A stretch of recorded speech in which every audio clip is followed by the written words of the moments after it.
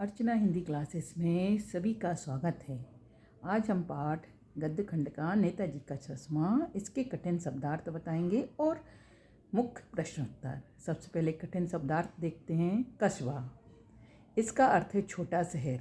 लागत, इसका अर्थ है व्यय। ऊहापोह का अर्थ होता है असमंजस की स्थिति। कमसेन, इसका अर्थ है कम आयु का। लक्षित किया मतलब ध्यान से देखा। कौतुक भरी का आश्चर्यचकित, रियल का वास्तविक, गिराक का ग्राहक, सराहनीय का प्रशंसनीय, दुर्दनीय का तीव्र, किधर का किधर, असुविधा का परेशानी, आहत का पीड़ित, दरकार का जरूरत, उद्रवित का अभिभूत होकर, आइडिया का विचार और खटकती का अर्थ है अखरती। हृदय स्थली का मतलब है बीचों बीच का स्थान। अटेंशन का अर्थ है सावधान और वस्ट का अर्थ है छाती तक। शासन अवधि का मतलब शासन से की समय सीमा। तो दर्शकों ध्यान से पढ़िए। अभी हम आपको जो कुछ इसमें से जो पढ़ाएंगे उसमें से कुछ पूछेंगे, कमेंट्स में करके उसका आंसर दीजिए। पहला क्वेश्चन है, अब प्रश्नोत्तर को देखते हैं कि सेनानी ना होते हुए भी चश्मे वाले को लोग कैप्टन क्यों कहते थे। इसका उत्तर रहेगा कि सेनानी ना होते हुए भी चश्मे वाले को लोग इसलिए कैप्टन कहते थे क्योंकि उसके मन में देशभक्ति और देश प्रेम की भावना थी। वह नेताजी की चश्मा विहीन मूर्ति से आहत होता था क्योंकि उसमें सभी पूज्य व्यक्तियों जैसी भावनाएं थीं। यही कारण है कि लोग उसे सेनानी न होते हुए भी कैप्टन कहा करते थे। ये पहला उत्तर कंप्लीट हुआ। अब दूसरा प्रश्न है, नेताजी सुभाष चंद्र बोस की मूर्ति को देखकर लेखक के मन में कौन सी कमी खटकी। इसका उत्तर रहेगा, नगर पालिका ने चौराहे पर जो मूर्ति लगवाई थी नेताजी की, उसमें एक चीज़ की कमी थी जो लेखक को हमेशा खटकती रहती थी। वह थी कि नेताजी की आंखों पर चश्मा नहीं था। अगर चश्मा लगा भी होता था तो वह संगमरमर का नहीं था। मूर्ति संगमरमर की थी लेकिन चश्मा संगमरमर का नहीं था और यही कमी लेखक को खटकती थी। तीसरा प्रश्न है, कैप्टन बार बार मूर्ति पर चश्मा क्यों लगा देता था। इसका उत्तर है, कैप्टन नेताजी सुभाष चंद्र बोस का परम भक्त था।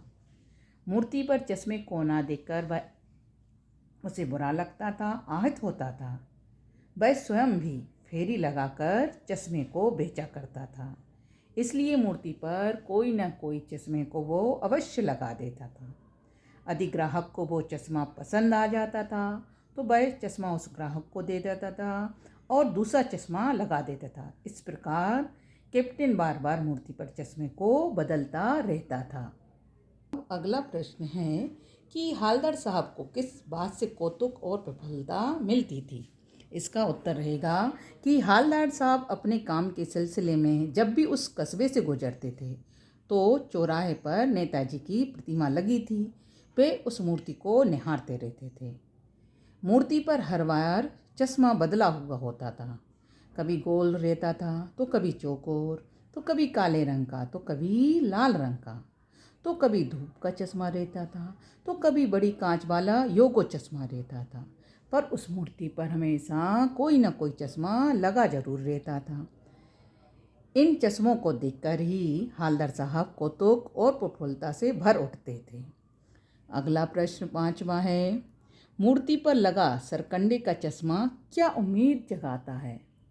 इसका उत्तर रहेगा कि मूर्ति पर लगा सरकंडे का चश्मा यह उम्मीद जगाता है कि आज भी धरती पर देशभक्ति की भावना शून्य नहीं हुई है।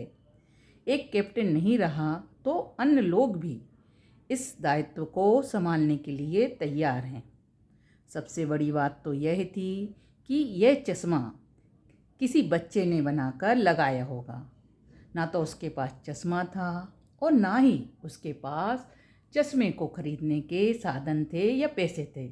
वह शायद गरीब बच्चा रहा होगा, लेकिन उसके पास देशभक्ति की भावना थी। वह देश को ऊपर उठाना चाहता था। इसी कारण उसने मूर्ति पर सरकंडे का चश्मा लगा दिया। यह देखकर लेखक को खुशी हुई कि आज भी देशभक्ति की भावना लोगों के अंदर जिंदा है।